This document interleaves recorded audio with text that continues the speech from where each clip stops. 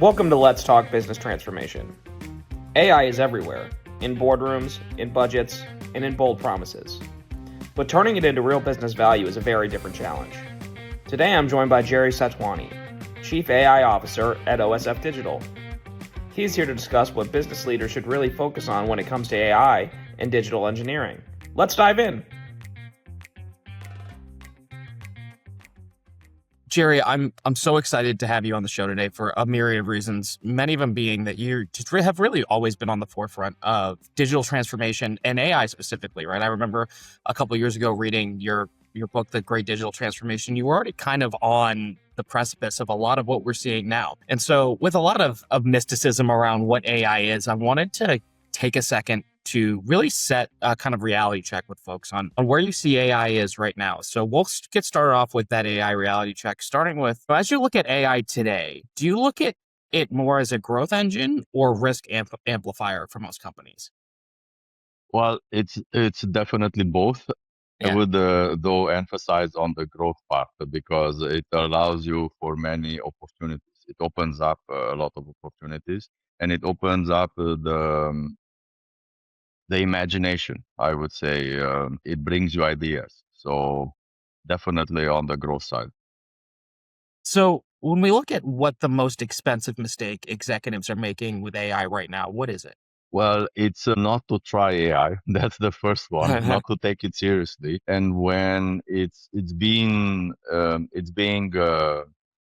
about, they usually just go into their normal business, the normal business processes, and they are trying to automate some existing business processes. And actually, AI would allow you to do much more than that, would actually allow you to rethink your business processes.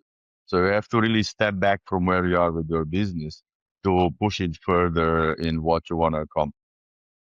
Now, this question is going to be a little on the nose, but do you think AI companies that delay AI adoption are still going to be competitive in 3 years? No, I think many companies will go bankrupt just because they are not getting themselves into AI. And So, really bankrupt, not just yeah, not just facetiously bankrupt, truly bankrupt. Yeah. Okay. So diving now, we can kind of get past the reality check, the table stakes on where you sit on AI. Thinking kind of in abstract terms, right? Outside of the abstract terms, and really focusing on what business leaders should be doing. Where are you seeing AI create kind of the biggest impact today in businesses in terms of revenue, customer experience, or really in launching entirely new business models? Yeah, well, first are the very obvious use cases. I've seen a lot in automating some of the customer experience, customer support kind of operations. Basically, everywhere where you had a chatbot or you had some kind of IVR responding to you, and you would select one for this and two for that. That these are opportunities for AI to step in immediately. It's a matter of setting it up properly, but AI is capable of taking that off the table quite fast. So that's the most obvious thing. Then you have other areas where you have a lot of data, like let's say in marketing. In marketing, in many situations, you have a lot of data, and you have to have kind of the one-to-one personalization. Up into today, you would have this kind of, you have to define segments and you have to define market targets. But moving forward, this is going to become like a one-to-one conversation, and it's going to be driven by AI, because AI is able to really customize and personalize for you the message and the audience. So these are other obvious ways where AI can go. Yeah, and we're really seeing a lot of our clients kind of start to pick that low hanging fruit now and identify those use cases. So it's a really exciting time. When you think from an executive level and you think about CEOs and boards, and they're starting to look at the landscape of their business and picking spots where to invest AI, where do you think they should be placing those investments in areas, especially where talent and maybe the digital capabilities are limited? I will start answering with the end first. I think first and foremost, today's is of investment should be decided by understanding very well the ROI. Like where should my ROI be? What am I expecting from this? Like that should be well understood. And then I think in terms of in terms of investments and how to approach this, I think the right way to do it is with a very strong set of governance and understanding the data below. So these are good places to start. So when we look at thinking in the same level, right, of CEOs and boards really investing at spots in the organization, what's separating these organizations that are actually taking AI and turning it into some level of competitive advantage from those who are just stuck in pilot projects? And what role really do the platforms, and you kind of alluded to a little bit, engineering discipline actually play into how ramped up companies are getting in AI? Well, the companies who are successful are generally companies where you have all the levels in the company pretty much aligned. So it's not just an executive kind of initiative, and it's not just something that someone that is operating the system wants to try out because they just like it. So it requires that alignment up and down on the chain. And when you have people that have a strong interest in trying new things and experimenting and innovating with new things, and you have on all the levels of management support for this and giving them the proper framework, this is when ideas turn into reality quite effectively. So when business leaders are looking to evaluate the ROI of these initiatives, how can business leaders actually realistically evaluate that ROI, especially when the benefits aren't indirect or they're looking at more of a long-term play? Well, there has to be some kind of a direct benefit eventually Yeah. somewhere. It cannot be just fuzzy, nice, good feel idea. You have to gain something. Yeah. It's either about market share, or you have your increase in revenue, your margin increases, you have a better customer adoption, a shorter sales cycle. Something can be measured on the process. It's impossible not to have something that you can point. You just need to do a lot of digging to really understand, because not all the times what you see is because of AI. Sometimes it's kind of muddied in with the other components that affect the ROI. But these things are there. You can identify them and you can track them and you can measure them. I'm really interested to hear your answer to those questions because here at OSF we've adopted AI so quickly and we're really ahead of the curve from just hearing from my peers out and even in the tech industry, right? I think you really have always been at the forefront of getting AI adopted in organizations. So when leadership and organizations are trying to make those shifts, what shifts do you think are most critical for AI adoption to succeed at scale? Well, and I can tie this into our experience with AI. It's AI is new, okay? So and it's every 2 3 months you have something new. You have new things happening. So you have to drive your organization through the adoption in order for the organization to provide the proper feedback and support to the adoption, so that you can learn. And you create like a virtuous circle.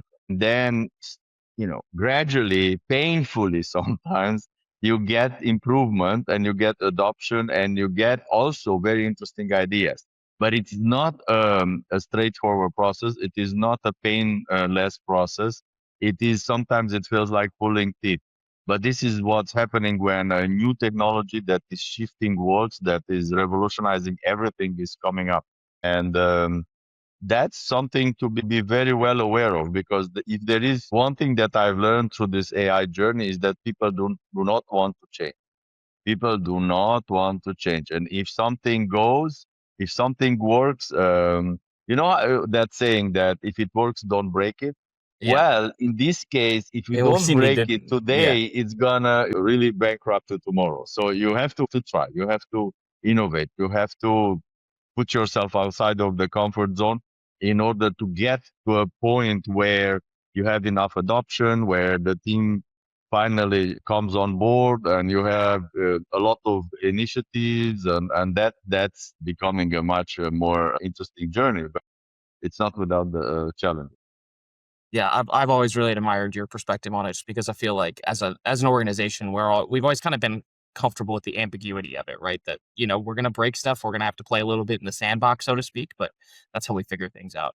So, and this is going to be impossible to predict, but if there's anybody, Gerry, who could predict it, it's you.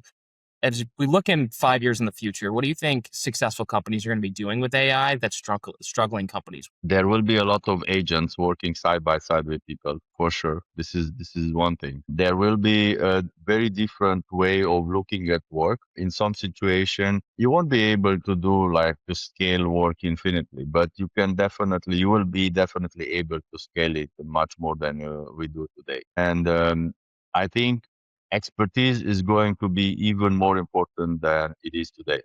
Having a strong team that is driving the agents to orchestrate the agents. You will have 2 human colleagues and 3 agents working in your team. That's how I see it happening in the future. But I don't think that we're gonna be in a situation where only agents will work and AI will take over. I don't think that's gonna happen, at least not in this time frame. Might happen on a longer time frame, but not on this short time frame. Well, that's a string I could pull with you forever, kind of the human trust layer side of things. But I know I've only got a little bit more time with you. So, for my final question here, a CEO or board member picks up the phone and calls Gerry and says, I need to take one action towards AI. Or after listening to this episode, they think, man, I need to do one thing. What should they be doing? They should do a deep dive workshop with us, really seriously, to Yeah. identify all the areas that we can disrupt in their business. I think we have, this is a little bit of a self-serving comment, but I think we can be very effective in identifying areas of improvement, areas where agents would be really a good fit, and ideas to help them get to the next level. It's the same transformation that we've been part of on digital transformation. Now we are part of the agentic transformation of our customers. And the first place to start with is to run a deep dive workshop, what we call it a catalyst, to accelerate exactly this identification of areas where we can go in and be very effective and make some quick wins. And then everybody else in the company will jump on board because you have some quick wins and you start a virtuous circle. Well, Gerry, that's all I have for you today. Thank you so much for your time. If I picked up anything, it's if I don't start AI, everything I do is going to go bankrupt today. So I appreciate your time, Gerry. Thank you. Thank you. Thanks for listening to Let's Talk Business Transformation by OSF Digital. Follow us for more episodes and visit osf.digital to learn more.